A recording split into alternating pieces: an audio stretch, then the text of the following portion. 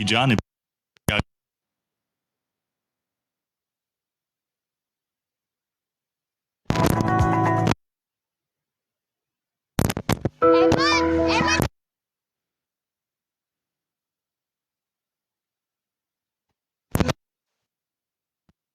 मैं इसके बाद बैटिंग पे जाऊंगा।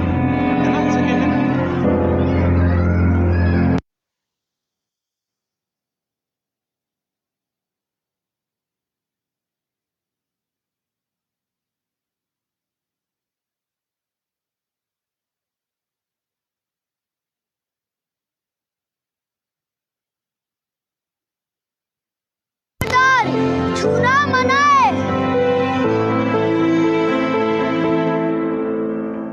साढ़े तीन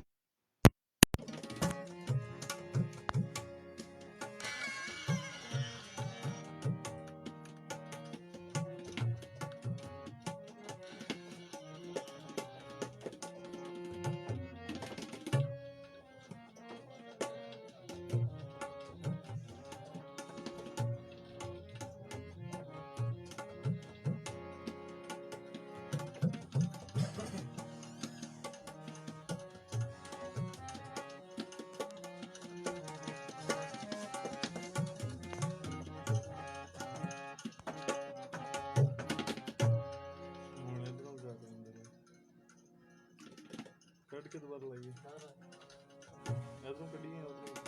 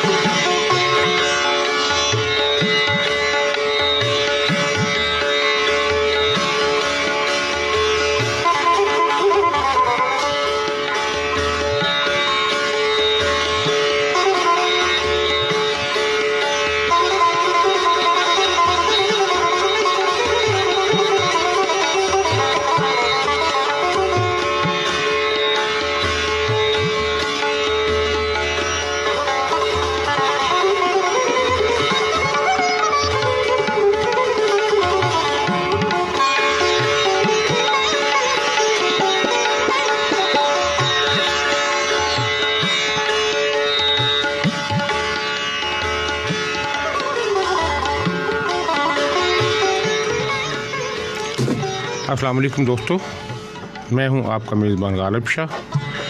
प्रोग्राम नशर हो रहा है गुलकार और मौसीकार। रोज़ की तरह हम आपकी खिदमत में हाज़िर हैं। ये प्रोग्राम नशर किया जा रहा है कैंपस रेडियो FM 98.2 से।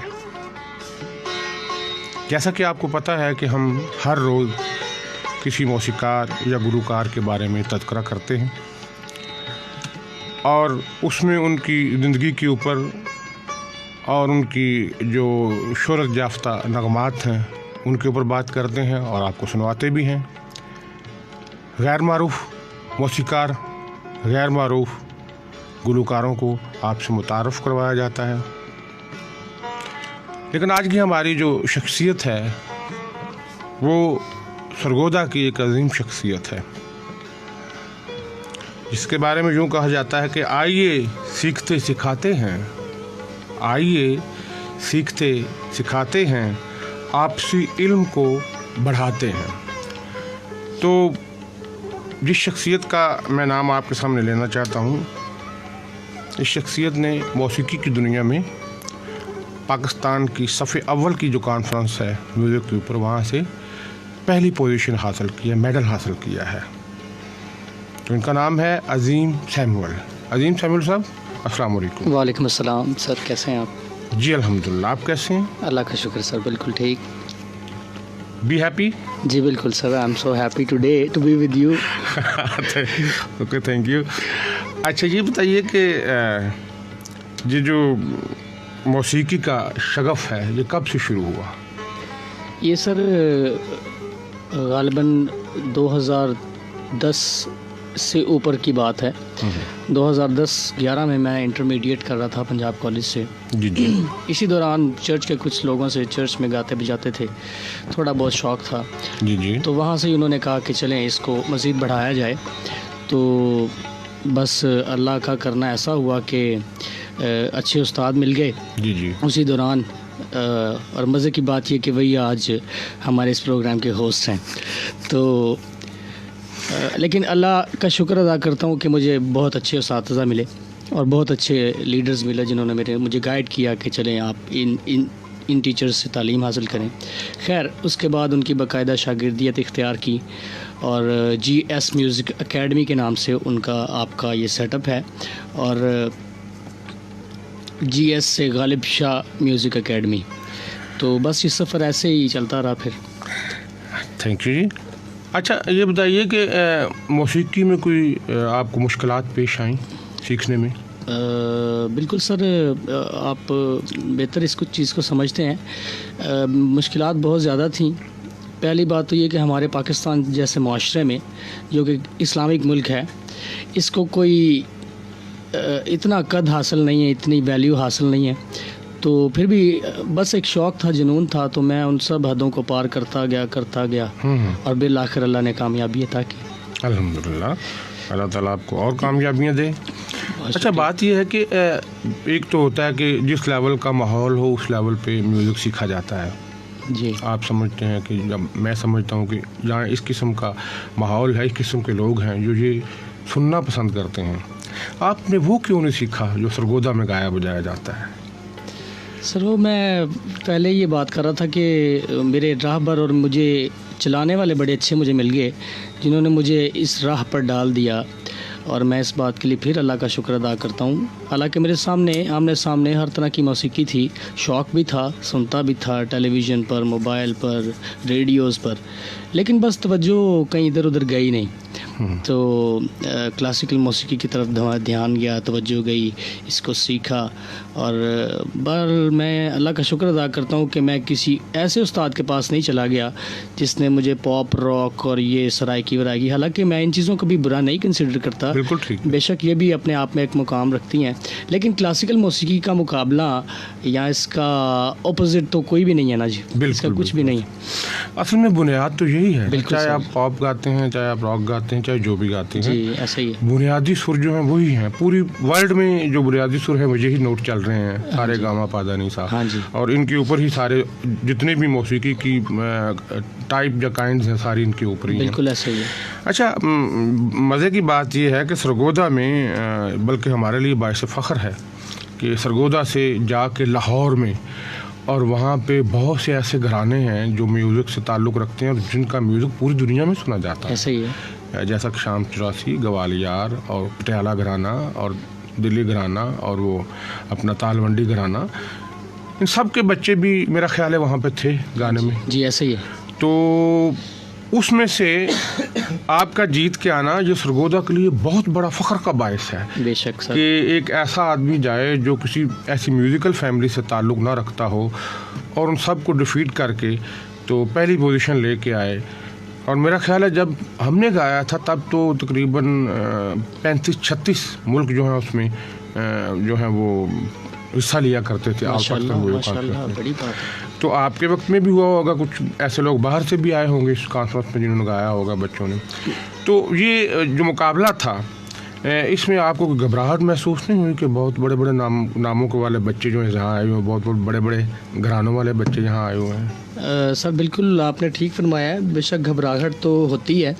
मैंने लाहौर में जाके कुछ इवेंट्स अटेंड किए, जो शादियों के इवेंट्स थे, जो कुछ कह सकते कॉन्फ्रेंशियल से इवेंट्स थे, और लेकिन उनमें ये मेरा मुकाबले में जाके पार्टिसिपेट करना ये पहली दफ़ा का इत्तेफाक था। इससे पहले मैंने पंजाब टैलेंट हंट में पार्टिसिपेट किया, उसके अलावा दीगर आर्ट्स काउंसिल के कुछ प्रोग्राम्स में, कुछ इधर उधर के रेडियोज़ के इवेंट्स अटेंड किए प्रोग्राम्स। लेकिन लाहौर में जाके जो कि म्यूज़िक की पाकिस्तान की इंडस्ट्री जिसको कहा जाता है, तो यकीनन वहाँ पे जाके परफॉर्म करना बहुत मुश्किल था। लेकिन मेरे उस्ताद जी की दुआ मेरे साथ थी, मैं उनसे दुआ लेके गया हुआ था, और कुछ दीगर जो उस्ताद थे मेरे दोस्त, उन्होंने मुझे बैकअप किया, उन्होंने मुझे पंप किया कि नहीं यू कैन डू इट। तो फिर यकीनन अल्लाह ने मेरी मदद की और मैं गया और परफॉर्म किया। अच्छा। और अल्लाह ने पोजीशन से नवाजा। जी, तो आपका बड़ापन है कि आप सब लोगों को याद रखे हुए हैं जिन्होंने आपके साथ जो है कोऑपरेट किया और आपको आगे पुशअप किया। जी। तो पहली हमें चीज़ कौन सा गज़ल या गीत सुनाना चाह रहे हैं आप? सर मैं सबसे पहले तो वही ठुमरी सुनाना चाहूँगा जी जी, जो कि मेरे दादा उस्ताद फ़तेह अली खां, अमानत अली खां की गाई हुई है। जी जी। और जिसकी बदौलत मुझे पोजीशन मिली, यही मैं गा के वहाँ पे इनाम हासिल किया। तो 2-4 मिनट के लिए बस आपको वही सुनाने की कोशिश। जी जी, ज़रूर ज़रूर। इस पर एक शेर याद आया, उसके बिन तो गज़ल नहीं होती, उसके बिन तो गज़ल नहीं होती, बाद उसके रदीफ लाते हैं। हाँ। बिस्मिल्लाह कीजिएगा। जी इजाज़त सर। जी बिस्मिल्लाह। ठुमरी है उस्ताद फ़तेह अली खां, अमानत अली खां साहब की गाई हुई, कब आओगे तुम आओगे, राग भैरवी में।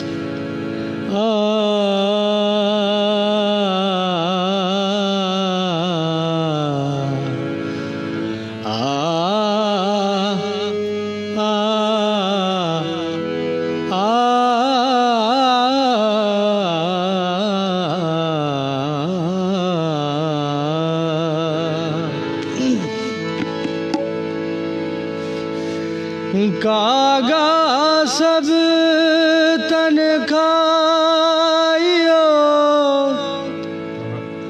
और चुन चुन खायो मांस रे, दो नैना मत खाइयो, इन्हें पिया मिलन की आस रे,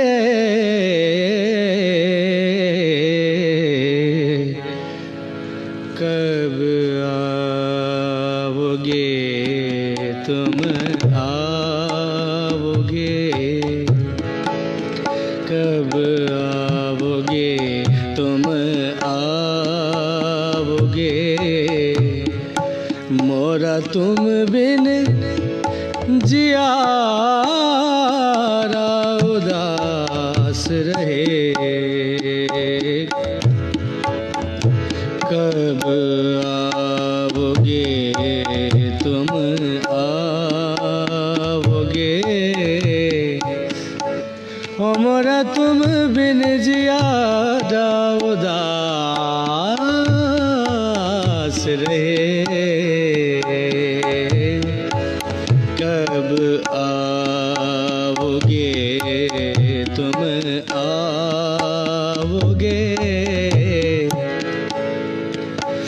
कब आओगे तुम आओगे। सारे गा पा दा पा मा गा रे सा, गा रे सा, गा रे सा। कब आओगे तुम आओगे,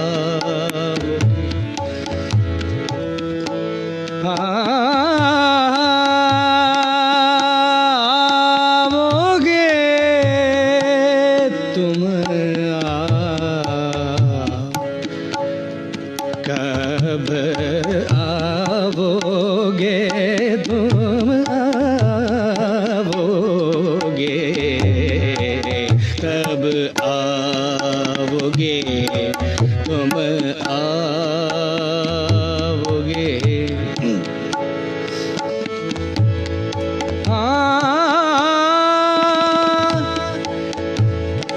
एकदम सजन ते सोदम वैरी,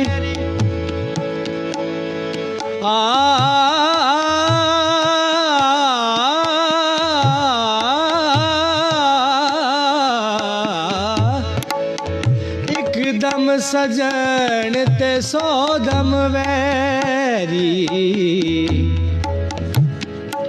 एकदम सजन ते सोदम वैरी।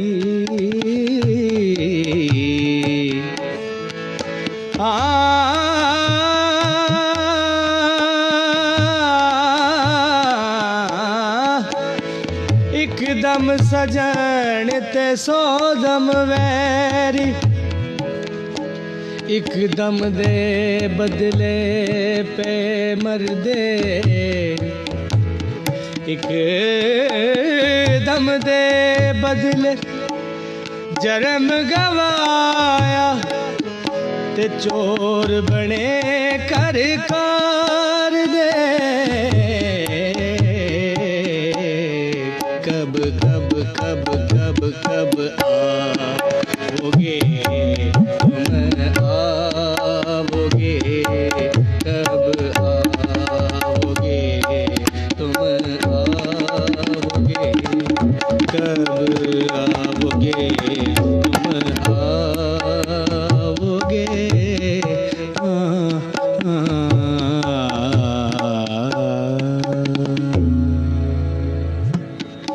बहुत शुक्रिया।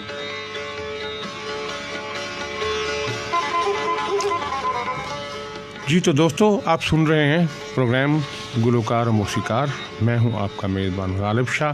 आज हमारे साथ मौजूद हैं अजीम सैमुअल। अजीम साहब, ये बताइएगा कि मौसीकी के साथ साथ तालीम भी आपने हासिल की जी, और आप समझते हैं कि मौसीकी के लिए मौसीकी की तालीम का होना भी बहुत ज़रूरी है? सर इस बात में तो कोई शक नहीं है। यानी प्रैक्टिकल के साथ निसाबी? बिल्कुल बिल्कुल, उसकी थ्योरी भी यकीनन आपको इल्म में होनी चाहिए। अच्छा, तो अगर ना हो तो फिर क्या होता है? फिर सर कुछ ना कुछ तो होता है, लेकिन वो गलत ही होता है।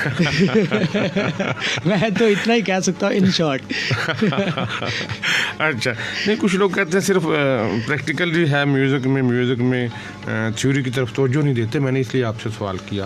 आपका जो ख्याल है कि मौसीकी जो है प्रैक्टिकल के साथ थ्योरी भी होना बहुत ज़रूरी है सर। और मेरा ख्याल है कि प्रैक्टिकल के बगैर थ्योरी अधूरी है और थ्योरी के बगैर प्रैक्टिकल अधूरा है। यकीनन ये दुरुस्त बात है। तो ये दोनों चीज़ें जब मिलती हैं तो एक मखसूस और ख़ूबसूरत चीज़ पैदा होती है, और इन दोनों के संगम से एक बहुत आला किस्म की चीज़ तैयार होती है जो आपके कानों को अच्छी लगती है, बिल्कुल ज़वाबित के मुताबिक।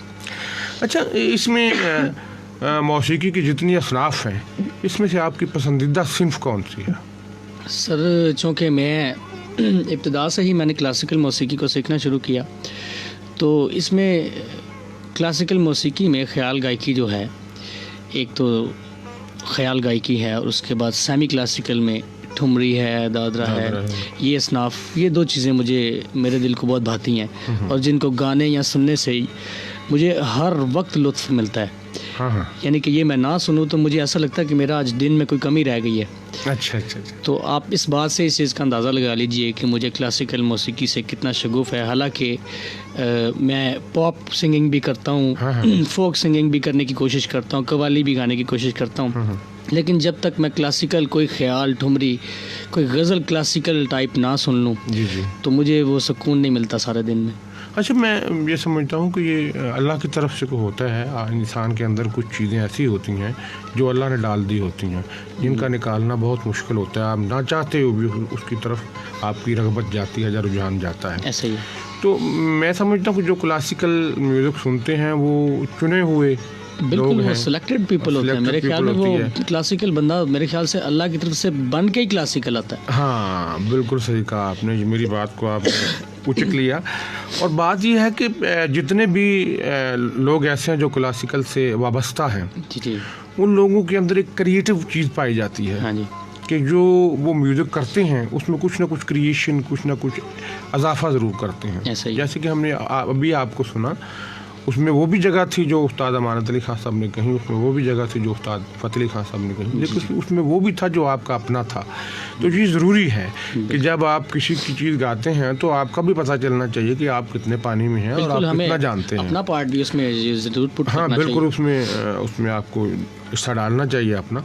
तो यही क्लासिकी मौसीकी का मेरा ख्याल तुर्रा इम्तियाज़ यही है कि आपको इतना आपके अंदर वसअत आ जाती है कि आप कोई चीज़ भी पकड़ के उसको मॉडिफाई कर सकते हैं और ख़ूबसूरत अंदाज में मॉडिफाई कर सकते हैं। एक मॉडिफाई होता है बिगाड़ना, जैसे आजकल का रॉन्ग मॉडिफिकेशन जैसे आजकल चल रही है। जैसे पुराने नगमात हमारे जो हैं ख़राब किए जा रहे हैं, वो किए जा रहे हैं और उनको सोचना चाहिए कि हम ये बहुत बड़ा जुल्म कर रहे हैं न्यू जनरेशन के ऊपर, ख़ास तौर पर हमारी नौजवान नस्ल के ऊपर, कि उन्हें वो वही सुना दिए जाए ना जैसे वो बने हुए हैं पहले।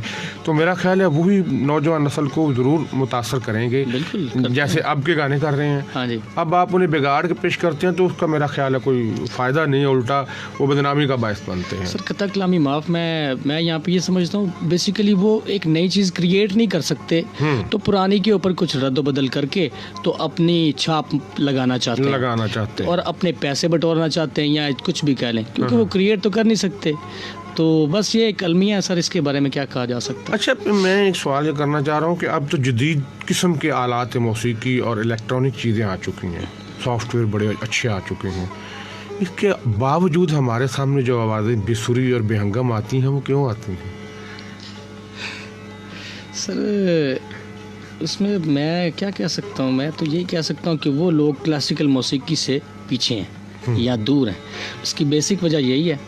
और दूसरी बात, जो खुद को सुरीला करना ही ना चाहे, वो उसको मशीन भी सुरीला कैसे करे, और जिसको उसको अल्लाह भी सुरीला कैसा करे जो खुद ही ना चाहे कि वो एक मिसाल की जाती हिला कर वसीला राब कर दे। बिल्कुल ऐसे। तो हमने हिला ही नहीं करना तो वसीला अल्लाह ने कैसे करना है। काफिया और रदीफ का साहिब, काफिया और रदीफ का साहिब हर गज़ल में तमाशा करते हैं। तो आइए देखते हैं कि अजीम साहब क्या गज़ल में तमाशा करते हैं, ये गज़ल सुनते हैं इनसे। ये गज़ल अभी मैं आपके सामने पेश करता हूँ। ये मेरे एक दोस्त हैं, मैं एक होटल में जाके गाया करता था। अच्छा। शाम के वक्त। अच्छा। तो वहाँ पर एक वेटर था, वो बड़ा मुतासर हुआ मेरी मौसीकी से। अच्छा। तो वो कहता कि मैं जनाब लिखता हूँ, तो आपको मैं कुछ लिख के दूँ तो आप उसे कंपोज़ करेंगे। मैंने कहा मैं कोशिश करूँगा ज़रूर। तो उनकी लिखी हुई गज़ल है, तो कंपोजिशन मैंने इससे की है, पेश करता हूँ आपकी इजाज़त। जी ज़रूर ज़रूर, हम हमतन गोश हैं।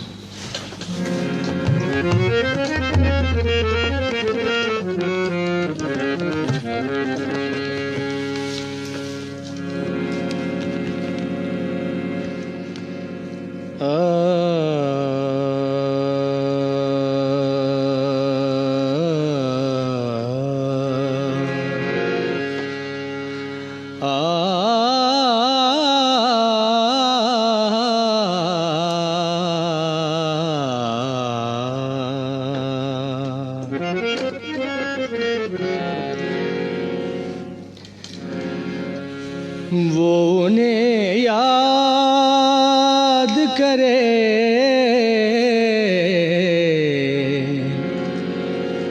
जिसने भुलाया हो कभी। राग मांड में कोशिश किया है, हमने उनको ना भुलाया ना कभी याद किया।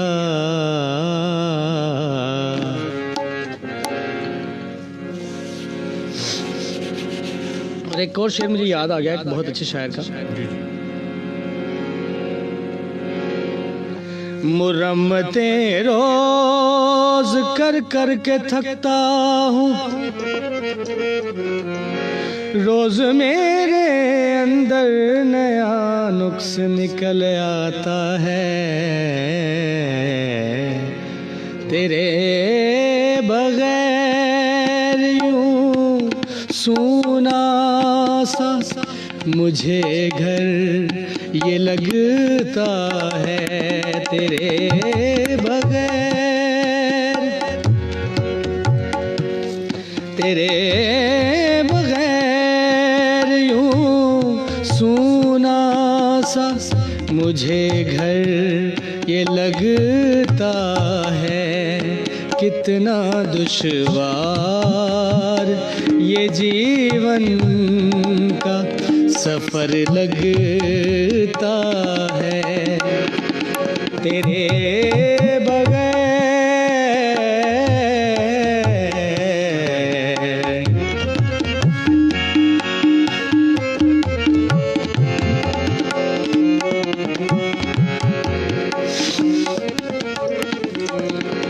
इस मोहब्बत ने, इस मोहब्बत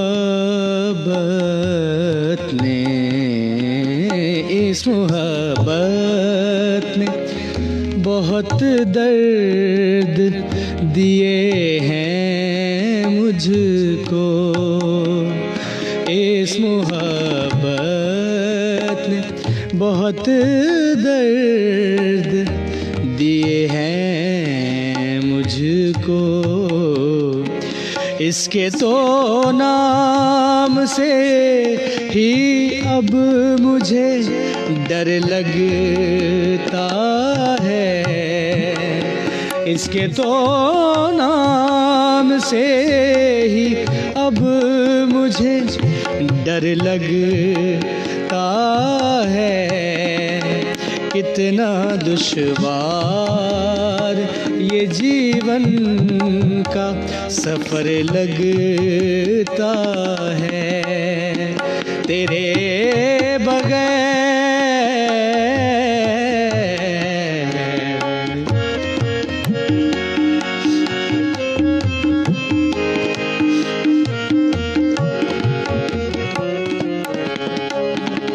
हमारा चैन गया, नींद उड़ी रातों की। हमारा चैन गया, नींद उड़ी रातों की। उसको तो देखो वो क्यों बेफिक्र सा लगता है। कितना दुश्वार ये जीवन का सफर लगता है। तेरे बगैर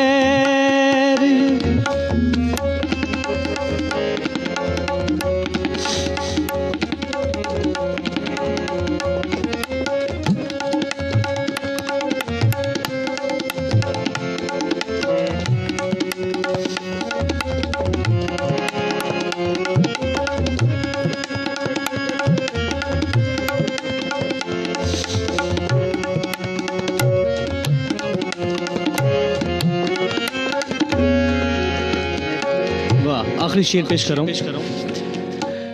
उसके साए में कोई बैठ के रोया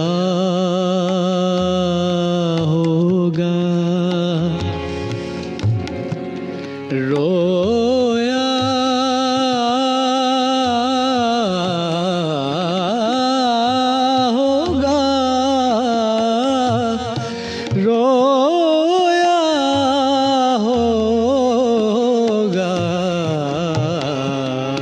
उसके साए में कोई बैठ के रोया होगा। जब ही मुरझाया हुआ सा ये शजर लगता है, जब ही मुरझाया हुआ सा ये शजर लगता है। कितना दुश्वार ये जीवन का सफ़र लगता है, तेरे बगैर यूं सूना सा मुझे घर ये लगता है, तेरे बगैर हो।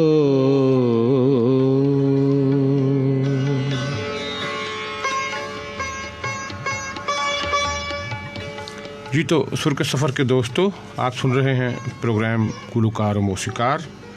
ये प्रोग्राम नशर हो रहा है कैंपस रेडियो FM 98.2 से। आप हमसे रब्ता कर सकते हैं। नंबर है हमारा 92307998।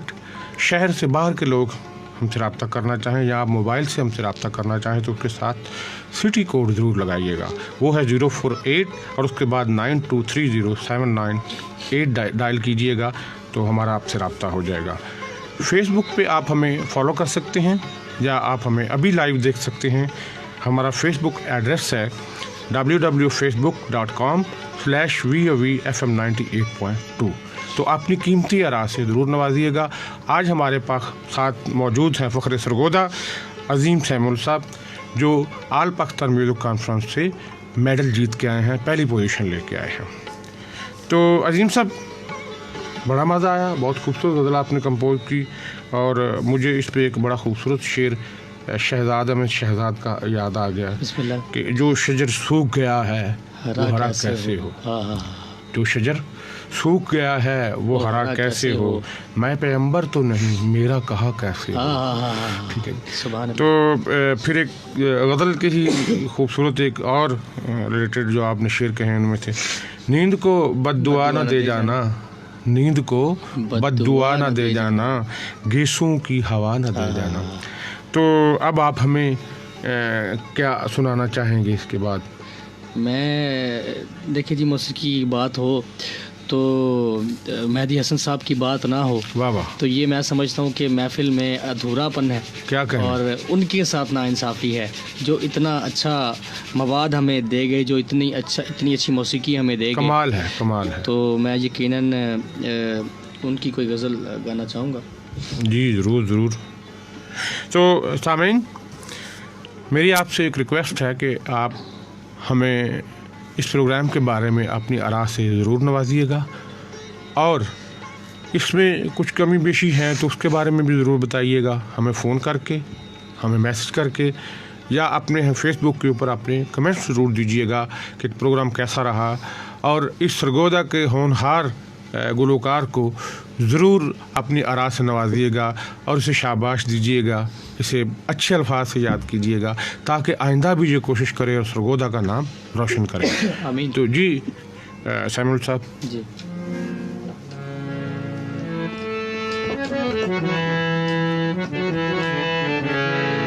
जिसने साहब की गाई हुई गज़ल है, ज़िंदगी को ना बना ले वो सज़ा मेरे बाद, हाँ, हौसला देना उन्हें मेरे खुदा मेरे बाद। 2-3 अशार सिर्फ इसके पेश। जी जी बिस्मिल्लाह।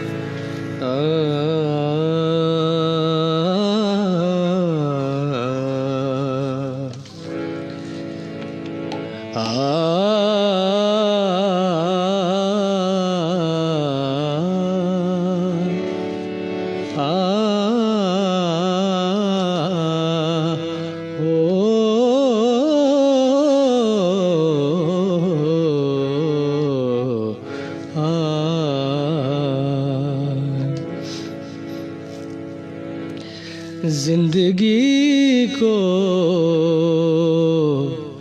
ना बना ले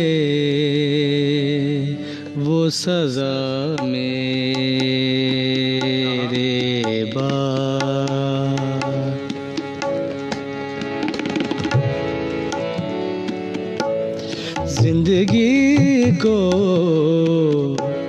ना बना ले वो सजा मेरे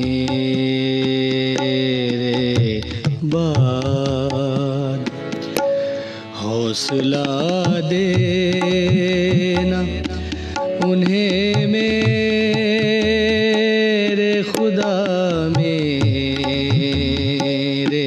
बाद, जिंदगी को ना बना ले वो सजा मेरे बाद, हौसला देना उन्हें मेरे खुदा मेरे बाद, जिंदगी को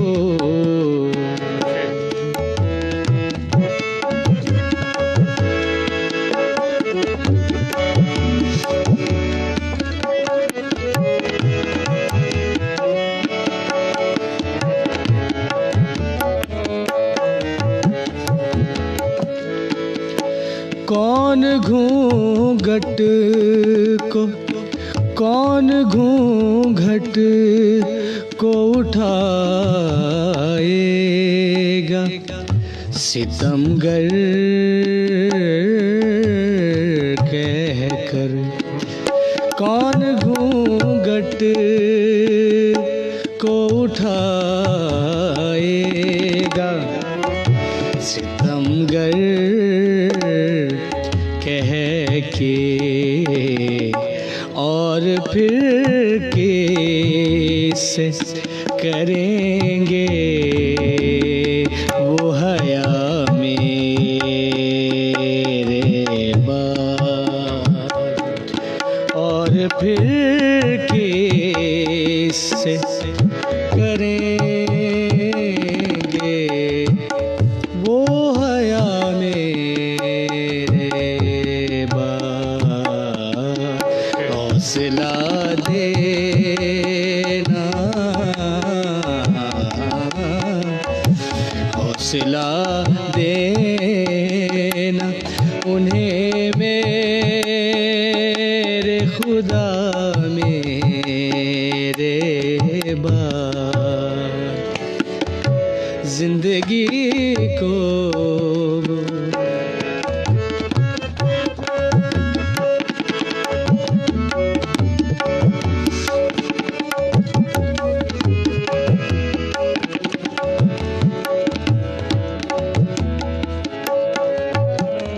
ऐसा तो ये सारी गज़ल ही काबिल तारीफ़ है, लेकिन ये शेर इसका ऐसा है कि जिसने मुझे मजबूर किया कि मैं ये गज़ल भी याद करूँ और इसका गाऊँ।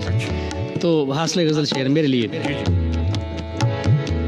हो फिर मुहब्बत की ज़माने में न पुरसिश होगी, फिर मुहब्बत की ज़माने में न पुरसिश होगी, फिर मुहब्बत की ज़माने में न पुरसिश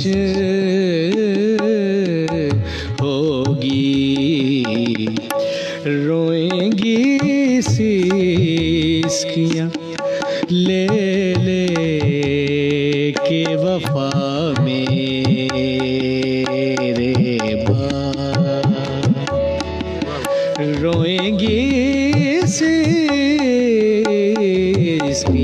ले ले के, रोएंगी सिसकियाँ ले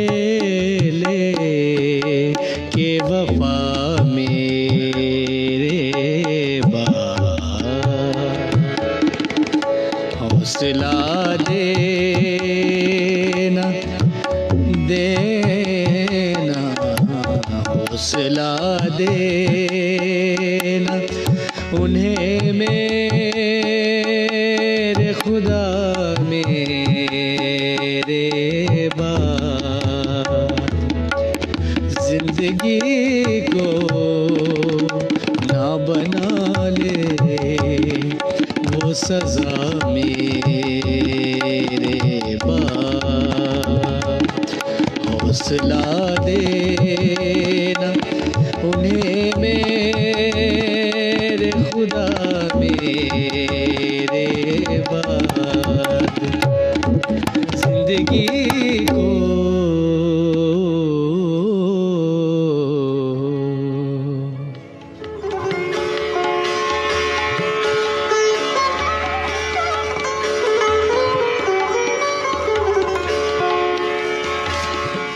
जी। तो दोस्तों, आप सुन रहे हैं प्रोग्राम गुलकार और मौसीकार।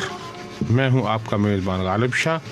ये प्रोग्राम नशर किया जा रहा है कैंपस रेडियो FM 98.2 से। सामीन, आप सुन रहे थे अजीम सैमुअल साहब को। हम तुम्हें अपनी खबर दें भी तो क्या सोच के दें, हम तुम्हें अपनी खबर दें भी तो क्या सोच के दें, हमको रहना ही नहीं तुमको खबर होने तक। फिर वो कहते हैं कि जैसे आपने कहा गज़ल के अंदर के, उसका एक थोड़ा सा अक्स मैं भी पेश करना चाह रहा हूँ जी। उसकी तकरार बढ़ती जाती है, उसकी तकरार बढ़ती जाती है, यानी इस्तेमाल की जाती है। उसकी तकरार बढ़ती जाती है, काफियों को बदलते जाते हैं। तो आपकी खूबसूरत गज़ल यकीनन हमारे सामीन को भी पसंद आई होगी, दोस्तों को भी पसंद आई होगी। अच्छा, एक छोटा सा सवाल मेरे ज़हन में आ रहा था जो मैं करना चाह रहा था आपसे। बिस्मिल्लाह। कि ये बताइए कि कितनी टाइम तक रियाज़त करते हैं आप, कितना टाइम देते हैं रियाज़त के लिए आप? सर, मैं बाकायदा तौर पे 3-4 घंटे तो देता हूँ अपनी पर्सनल प्रैक्टिस को। और दिन के टाइम चूँकि मसरूफियत होती है, आप कहीं पे भी रियाज़त करो तो घर में अगर करते हैं तो कोई ना कोई हलचल रहती है, और कोई हमारे यहाँ ऐसे कोई वसाइल नहीं है कि हम बैठ के प्रॉपर वहाँ पे रियाज़ कर सकें और वहाँ पर कोई किसी किस्म की परेशानी ना हो, हलचल ना हो। तो गालिबन रात का वक्त मेरे लिए बड़ा सूटेबल रहता है। मैं एकेडमी में जाता हूँ, उससे पहले जो शाम का वक्त होता है उन औकात में मैं अपने स्टूडेंट्स को कुछ प्रैक्टिसेस करवाता हूँ जो कि मेरी रोज़ी रोटी का थोड़ा सा वसीला है। एक तो ये बात है। उनको फ्री करने के बाद मैं शाम को 8-9 बजे प्रैक्टिस करने बैठता हूँ। यकीनन मुझे 12-1 बज जाते हैं, कभी 5 घंटे भी हो जाते हैं, कभी 3 घंटे, कभी 3-4 घंटे तो मैं करता हूँ बगैर किसी झूठ के। तो मतलब मैं ये समझता हूँ कि अभी भी ये कम है, ज़्यादा होना चाहिए, लेकिन कम अज़ कम इतना तो है। हाँ, लेकिन मैं ये जो बात इसलिए आपसे पूछी थी कि जो घरानों के गाने वाले बच्चे हैं वो तो 24 घंटे यही काम करते हैं, उनका और कोई काम ही नहीं है। यकीनन वो तो चलता ही रहता है। उठते हैं और ब्रेकफास्ट करते हैं, उसके बाद फिर गाना शुरू कर देते हैं, फिर दोपहर को खाना, दोपहर का लंच करते हैं और फिर उसके बाद थोड़ा सोते हैं, फिर उठ के फिर शुरू हो जाते हैं, फिर शाम का खाते हैं। जो मैंने रूटीन देखी है उनकी अपने 20 साल पीरियड में जो मैं लाहौर में रहा हूँ, तो अमूमन उनसे मुलाकात कम ही होती थी। जब वो फारिग होते थे वो रियाज़त में मशगूल होते थे। तो ये इस मुकाम तक पहुँचने के लिए क्या इतने वक्त की रियाज़त काफ़ी है या इससे ज़्यादा की ज़रूरत? सर, मैं ये समझता हूँ कि बिल्कुल आपने वो बजा फरमा दी है। यकीनन प्रैक्टिस, रियाज़त तो बहुत ज़्यादा होनी चाहिए। कम से कम इसे 2 से मल्टीप्लाई तो करना चाहिए 4 को। अच्छा, तो 8 घंटे आपका मतलब है कम से कम होनी चाहिए। इस उम्र में इतनी मुझे करनी चाहिए क्योंकि अभी जवानी का आलम है, तो इससे ज़्यादा भी प्रैक्टिस कर सकता हूँ। लेकिन यह है कि अगर उस एतबार से देखा जाए तो इतनी प्रैक्टिस हो जाती है क्योंकि मैं दिन के औकात में एक स्कूल में जॉब करता हूँ, म्यूज़िक टीचर की जॉब, इंस्ट्रक्टर की। वहाँ पर भी ऑलमोस्ट गाना ही होता है और वही हमारी टिपिकल जो हमारी कल्चरल चीज़ें हैं, मिली नगमात हैं और कुछ सूफियाना कलाम है। तो वो रियाज़त उस एतबार से नहीं होती कि आप पर्सनल बैठ के रियाज़त करें, लेकिन गाना बजाना सारा दिन ऑलमोस्ट चलता रहता है। वही बात हुई ना कि 24 घंटे तो हो गए ना उसमें चलते फिरते, मौसीकी के अंदर चलते फिरते। बात तो वही आ गई ना फिर जो मैंने कही। जिस तरह लोग चाय का इस्तेमाल करते हैं, हम मौसीकी का इस्तेमाल करते हैं, तो हमारे जिस्म को ऐसी है, बिल्कुल ऐसे ही है। ये ऐसे इस किस्म का जो आप कह रहे हैं ना कि रिजल्ट का आना, जिस चीज़ का नतीजा जो सामने आता है, उसके पीछे इतनी ही कावश और इतनी ही आप कह लें कि मेहनत और इतना ही जुनून जो है वो इंसान के अंदर होना चाहिए बिल्कुल कोई सही चीज़ हासिल करने के ऐसा ही। लिए।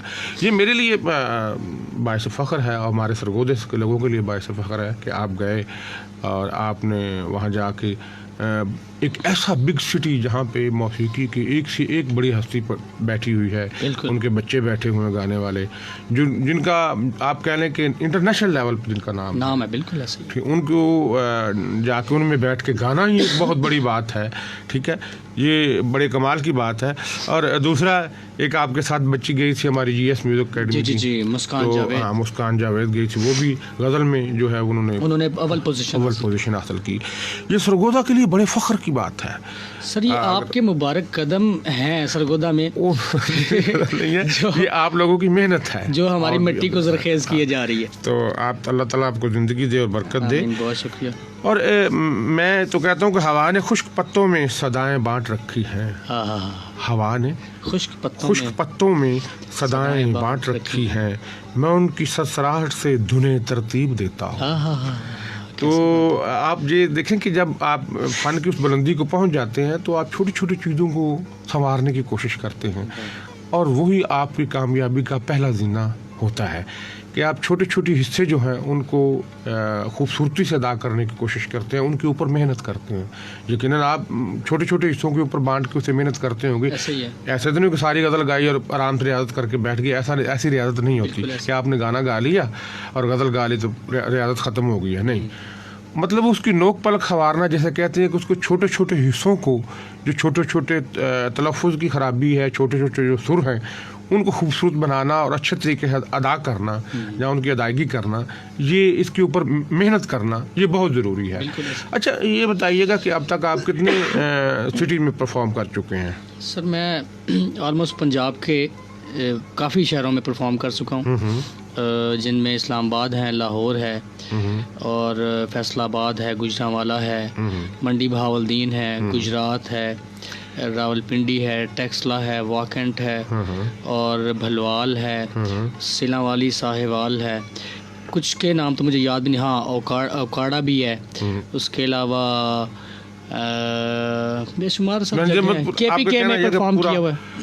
पंजाब और सरहद और ये वो सारा। सिर्फ मैं सिंध में नहीं गया, उसके अलावा मैंने परफॉर्म किया। अच्छा। अल्लाह के फजल से इस काम ने हमें बहुत घुमाया फिरा। नहीं, बड़ी सैर तो बहुत होती है। हाँ जी। तो अब हमें आप क्या सुनाना पसंद करेंगे? सर, मैं एक और गज़ल आपके सामने परफॉर्म करना चाहूँगा। ये गज़ल भी मैंने खुद कंपोज करने की इसको कोशिश की है। अच्छा, माशाल्लाह। तो मैं आपकी इजाज़त से इसको परफॉर्म। जी, बिस्मिल्लाह।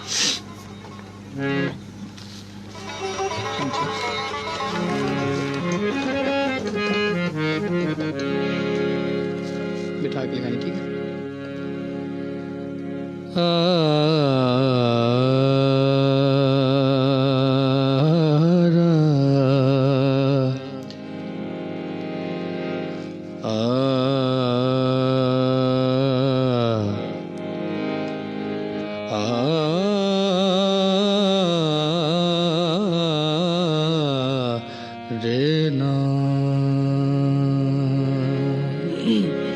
गज़ल का मतलब है, यकीनन आपने सुनी हुई होगी, मैं लोगों से मुलाकातों के लम्हे याद रखता हूँ, मैं लोगों से मुलाकातों के लम्हे याद रखता हूँ, मैं बातें भूल भी जाऊँ तो लहजे याद रखता हूँ।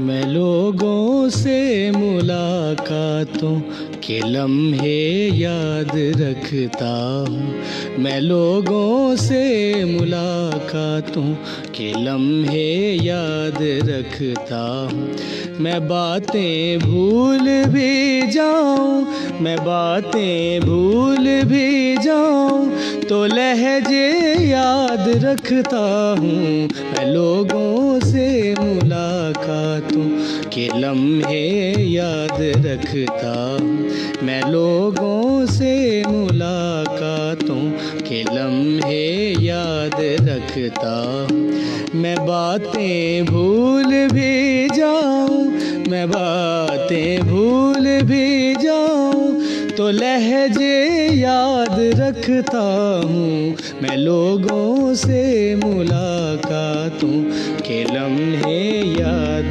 रखता हूँ।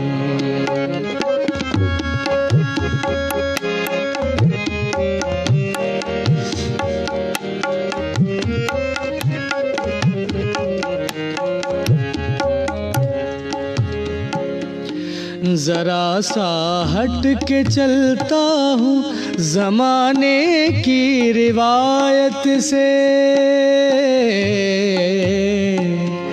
जरा सा हट के चलता हूँ ज़माने की रिवायत से, जरा सा हट के चलता हूँ ज़माने की रिवायत से, कि जिन पे बोझ मैं डालूं, कि जिन पे बोझ मैं डालूं वो कांधे याद रखता हूँ मैं लोगों से मुलाकातों के लम्हे याद रखता हूँ।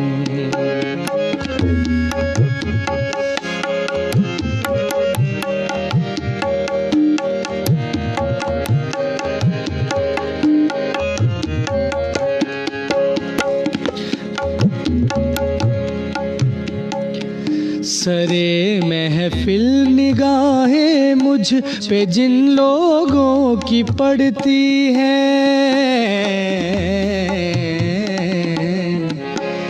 सरे महफिल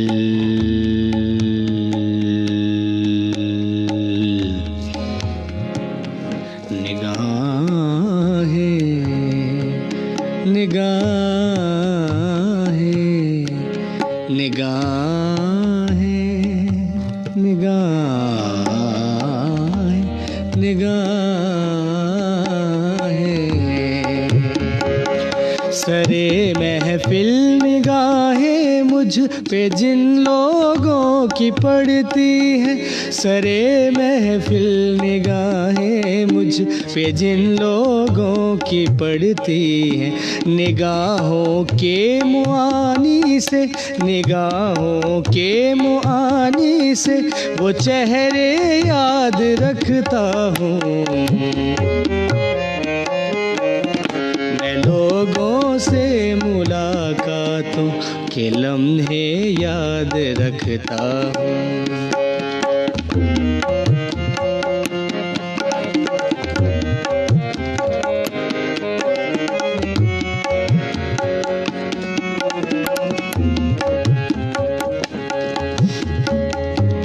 और बहुत खूबसूरत शेर है।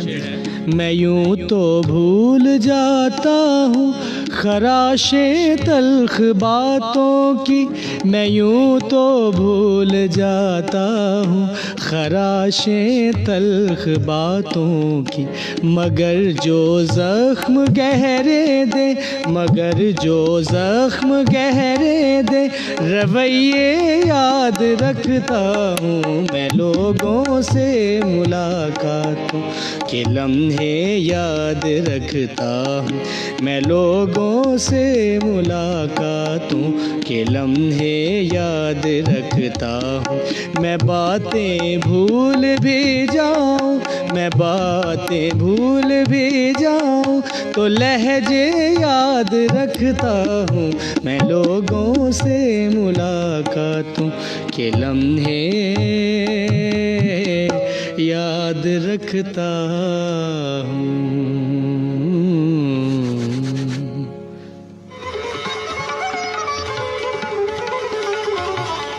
जी तो सुर के सफ़र के दोस्तों, मैं हूँ गालिब शाह। आप सुन रहे हैं प्रोग्राम गुलकार और मौसीकार। ये प्रोग्राम नशर किया जा रहा है कैंपस रेडियो FM 98.2 से। अजीम साहब, आपने बड़ी खूबसूरत गज़ल सुनाई, मैं बातें भूल भी जाऊँ तो लहजे याद रखता हूँ। मुझे एक शेर याद आ रहा है, गज़ल उसने छेड़ी मुझे साज देना। ये सफ़ी लखनवी साहब का शेर है। गज़ल उसने छेड़ी मुझे साज देना, ज़रा उम्र रफ्ता को आवाज़ देना। क्या कहने, बहुत खूबसूरत आपने गज़ल जो गाई है। हमारे प्रोग्राम का वक्त ख़त्म हुआ चाहता है और मेरा ख्याल है कि अभी आपको सुनने में तशनगी रह गई है। ये तो और आखिरी लम्हे हैं हमारे प्रोग्राम के, कोई पैगाम आप देना चाहें नए आने वाले गुलकारों को? जी मैं ज़रूर सर इस बारे में ज़रूर बोलना चाहूँगा।